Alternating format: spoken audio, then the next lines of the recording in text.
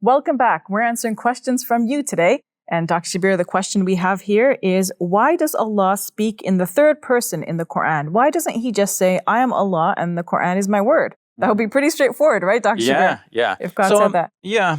And yet there are some mysteries about the Quran that we don't know the full story behind certain aspects of the Quran. So, for example, some of our classical scholars have said that the Quran is the word of the angel Gabriel that is given to the Prophet Muhammad, peace be upon him. So it's coming as a revelation from God, but it's coming through the angel Gabriel. And the angel Gabriel may have put the message from God in his own words.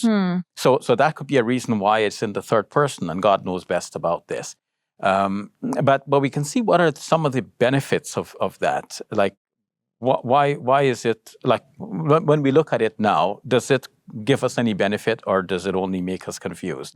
And Professor Robinson, in his book entitled Discovering the Quran, tackled this question directly. He quoted a certain scholar, Roman Jacobson, who wrote about poetics and discourses.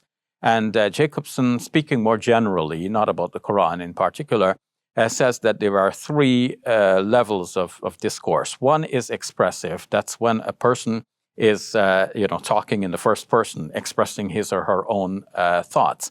And then one is conative. That is speaking from the point of view of the listener. So using you and telling the listener something.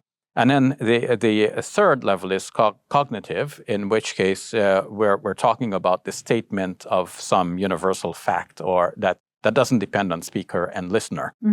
So these three are there in the Quran, and they go back and forth according to Professor Robinson. And we all know that the Quran would switch back and forth. One time he's talking about God in the first person. God is saying, I am God. There's this part of the Quran where God says, enter my garden, right? My garden, exactly. Idkhuli fi ibadi, right? Yes. Like, enter my garden, my servant. So God is speaking to us in in the first some ways. person, sometimes in the singular, sometimes in the plural. Sometimes God is addressing the listener saying, I am your God. So your is mentioned there. Your God is more merciful, and so on. So it's addressing the issue from the point of view of the listener. So the listener can put oneself in the discourse and say, yeah, that's my God. And then speaking about the God in the third person now, that gives us statements, according to Professor Robinson, that we could quote of a universal type of nature. So it doesn't involve us as the listener. It's just stating a universal fact. So, for example, when we say, "Huwallahu alladhi la ilaha illahu," He is God. There is no God but Him. So we'd be stating a universal teaching here that does not depend on us. It's not saying, there's no I in that discourse. So we have statements there. And then the Quran, this is one of the benefits of that triple level of discourse, that we have statements that we can quote right off the bat without any introduction. And these are the words of the Quran that express the statements in a universal type of way.